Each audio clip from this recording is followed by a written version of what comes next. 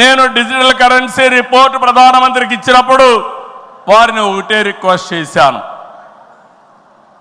మీరు ఈరోజు 500, 1000 రూపాయలు రద్దు చేస్తున్నారు, ఇంకా 2000 రూపాయలు కొత్తగా తీసుకొచ్చారు. అవసరమైతే 500, 1000, 2000 రూపాయలు రద్దు చేయండి, డిజిటల్ కరెన్సీ పెట్టండి. ఎవరైనా అక్రమార్కులు ఉంటే ఈజీగా పట్టుకోగలుగుతాం. ఇవన్నీ రద్దు చేయమని కోరాను. ఈ సభ సందర్భంలో మళ్ళీ ఒకసారి డిమాండ్ చేస్తున్నా. ఈరోజు అందరికీ డిజిటల్ కరెన్సీ వచ్చింది. పార్టీకి డొనేషన్ ఇవ్వాలన్నా ఒకప్పుడంతా లిస్ట్ అంతా ఇచ్చి చదివేవాళ్ళం.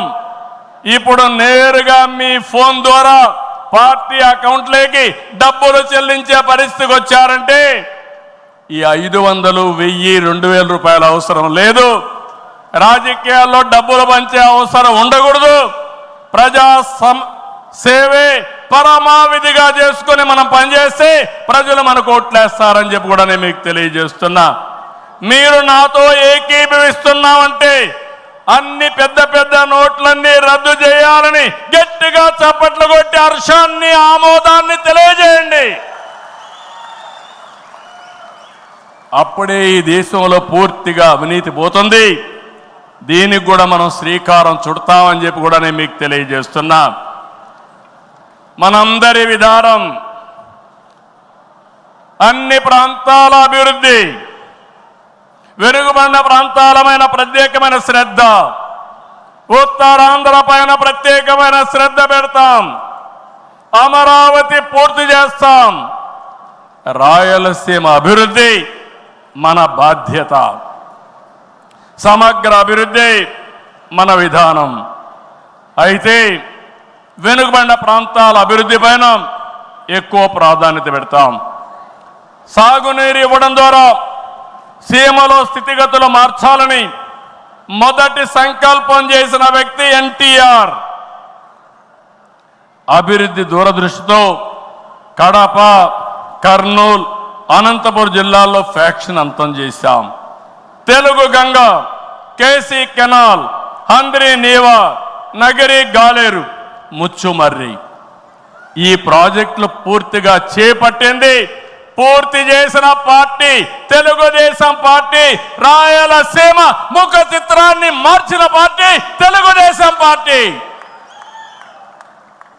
30 ఏళ్ల క్రితమే ఇజ్రాయెల్ నుంచి డ్రిప్ ఇరిగేషన్ తీసుకొచ్చి 90% సబ్సిడీతో మైక్రో ఇరిగేషన్ ఇచ్చే పార్టీ తెలుగుదేశం పార్టీ అని చెప్పి నేను మీకు తెలియజేస్తున్నా.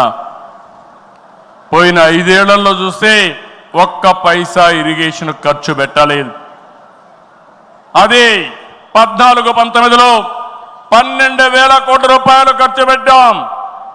ఈరోజు హంద్రీ నీవా వెడల్పు చేసే కార్యక్రమం పరిగెత్తా ఉంది.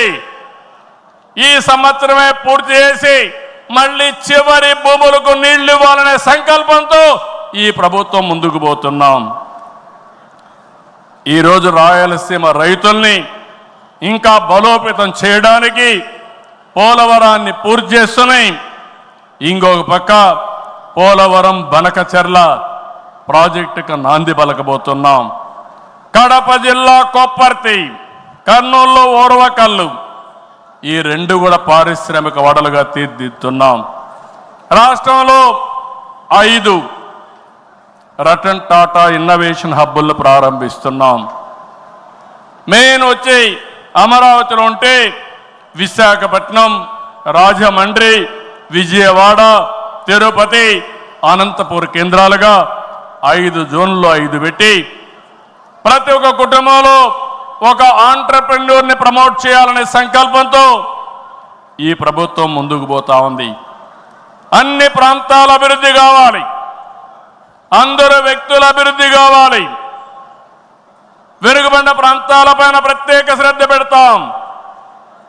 బాగా బలహీనంగా ఉండే, ఆర్థికంగా ఇబ్బందుల్లో ఉండే వ్యక్తులపైన, కుటుంబాలపైన ప్రత్యేక శ్రద్ధ పెడతామని చెప్పి కూడా నేను మీకు తెలియజేస్తున్నా. ఈ మహానాడు వేదికగా చెప్తున్నా, ప్రతి ఒక్క కార్యకర్త గర్వపడే పాలన ఇస్తాం. మీ గౌరవాన్ని పెంచుతాం, మీరిచ్చిన హామీలన్నీ నెరవేర్చే బాధ్యత ఒక పార్టీ అధ్యక్షుడిగా ముఖ్యమంత్రిగా నేను తీసుకుంటానని చెప్పి కూడా నేను మీకు తెలియజేస్తున్నా.